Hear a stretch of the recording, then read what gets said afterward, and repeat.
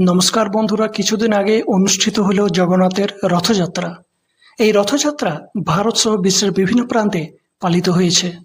তবে সবথেকে বেশি ধুমধাম হয়েছে পুরীর জগন্নাথ মন্দিরে।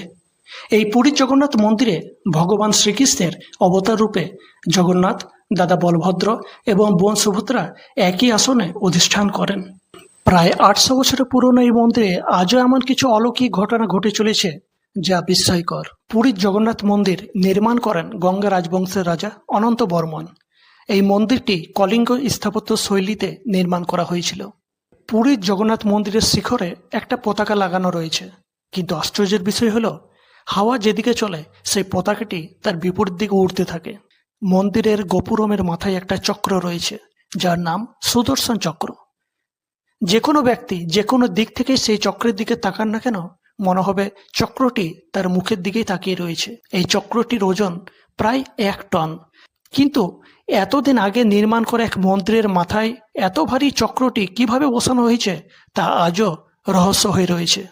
পুরীর জগন্নাথ মন্দিরটি এমন একটা সিস্টেমেটিক পদ্ধতিতে নির্মাণ করা হয়েছে যে প্রায় 4 লক্ষ বর্গফুট এলাকায় বিস্তৃত এবং 214 ফুট উঁচু এই মন্দিরের ছায়া কোনোদিন দেখা যায় না, তা সে সূর্য যে কোনো অবস্থানেই থাকুক না কেন।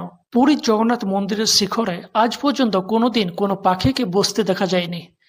এটাও এক অলৌকিক রহস্য হয়ে রয়েছে। পুরীতে সমুদ্রের গর্জন অনেক দূর পর্যন্ত শোনা যায়, কিন্তু জগন্নাথের এমনই মাহিত্য যে মন্দিরের ভিতরে সেই সমুদ্রের গর্জন বা ঢেউয়ের শব্দ কিছুই শোনা যায় না।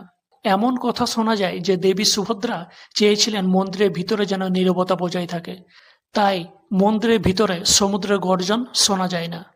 প্রায় 8, 12, 19 বছর অন্তর মন্দিরের বিগ্রহ বদল করা হয়। পবিত্র নিম গাছে কাঠ দিয়ে জগন্নাথ, বলভদ্র এবং সুভদ্রার নবকলেবর করা হয়। পুরীর জগন্নাথ মন্দিরের রান্নাঘরকে বিশ্বের বৃহত্তম রান্নাঘর বলা হয়। এই রান্নাঘরে জগন্নাথের জন্য মহাপ্রসাদ তৈরি করা হয়।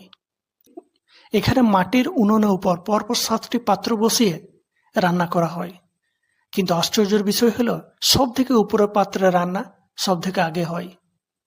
কথিত আছে জগন্নাথের শ্রীমন্দিরে বিশ্বনাথের দর্শন জগন্নাথের দর্শনের সমান। যেসব পুণ্যার্থীরা পুরীর মন্দিরে আসেন তারা প্রথমে শিবের দর্শন করেন, তারপরে জগন্নাথের দর্শন করেন। আপনারা এখনো পর্যন্ত কে কে পুরীর জগন্নাথ মন্দির গিয়েছেন এবং সেখানে জগন্নাথ, দাদা বলভদ্র এবং বোন সুভদ্রাকে দর্শন করেছেন? কমেন্ট করে অবশ্যই জানাবেন। আমার এই ভিডিওটা যদি ভালো লাগে লাইক, কমেন্ট, শেয়ার করতে ভুলবেন না।